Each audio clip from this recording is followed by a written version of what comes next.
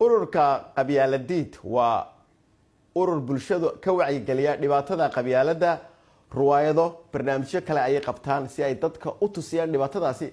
cabdikariin axmed mooge waa gudoomiyaha ololaha qabyaaladiid xaruntiisuna magaalada Hargeysa. istuudiyaha ayuu caawa martiin loogu yahay. soo dhaw cabdikariin.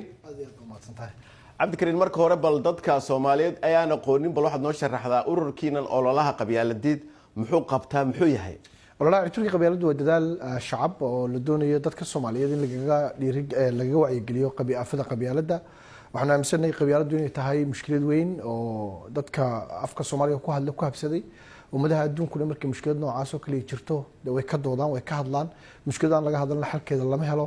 marka anagu waxaan isleenahay mushkiladan miska keena dadka dhexdiisa keena ehlo caqliga ehlo cilmiga aqoonta wadaadada culimada in laga doodo laga hadlo la falanqeeyo si xal loo helo. mushkilad ka weyn inay jirtana uma haysano waxa Soomaali nolol u diiday waa qabyaalad weyn. waan gartay laakiin qabyaalada wada aragtay cabdikariin oo Soomaali oo dhan way cambaaraysaa. Soomaali oo dhan waxay tiraahdaa way xun tahay haddana bahashii way sii ballaaranaysaa. halkay salaadu ka xidhmilaada halkii qabyaaladu ka socotaa xilliyadii kala duwanaa 1960 ilaa imaka xilliyo kala duwan bay Soomaalidu soo martay xilliyo qabyaaladu aanay jirin oo dadka Soomaaliyeed ay qabyaalada meel iska dhigeen way jirtay xilliyo ay dib u faqdeen oo dib u la soo baxeen way jirtay laakiin xilliyadan dambe 25 sano ee ugu dambeeyay bay qabyaaladu meel xun gaadhay oo markaasi siyaasadii ay naga dhex gashay noloshii naga dhex gashay. waxaan isleeyahay waxyaalaha buunbuuniyana ko waxa ka ah arrimaha siyaasadda waayo qofka siyaasiga ah ee sinjiga Soomaaliga ka yahay aragti lama yimaado ummadda aragti uma soo bandhigo wuxuu yiraahdaa si dhib yar tolaayay si uu cod u helo ama taageero u kasbado juhdi badan ma geliyo sidii aragtida uu xambaarsan yahay ee ka sareysa hanka iyo qabiilka ummadda hor keeno. cabdikariin waxaad ogtahay qabyaalada ururo badan baa jiray oo la dagaalama rag siyaasiyiin ka hadlay qabyaalada ma aaminsan oo xun tahay.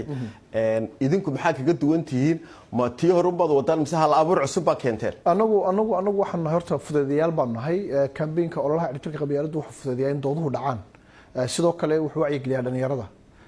waxaan ku wacyigelinaa waxa weeye waxaan anagu jeeb kala soo baxnay maaha culimada ayaan hor keenaa dadka diinta islaamka waxay ka qabtay qabyaalada ayaa culimada aan u sahlayna ka hadlaan aqooyahankan isu keenaa saameynta ay ku leedahay dhalinyarada ayaan dhalinyarada u sahlayna ka hadlaan aqooyahanka waxaan u fudeedinaa saameynta ay ku leedahay caqabad ugu tahay leelo maamul suuban dawlad wanaagsan dimuqraadiyad xisbiya aan mataqaana qabiil ku dhisnayn doodahaasaan anagu furnay waxaan fudeedinaa in hawlahaasi qabsoomaan.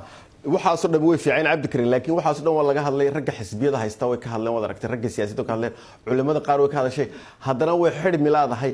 idinku maxaa haysaan cusub haddii aad media labayna odhan karto waa in tallaabooyinka la qaaday si qabyaaladii loo yareeyo. waxaanu haynaa anagu waxaan doonaynaa inaan wax ka bedelo sida qof kasta oo Soomaali sidoo wax u doorto. Soomaalidu sideedaba markay dooranayso ama doorasho markay gasho qabiil bay isku doorataa.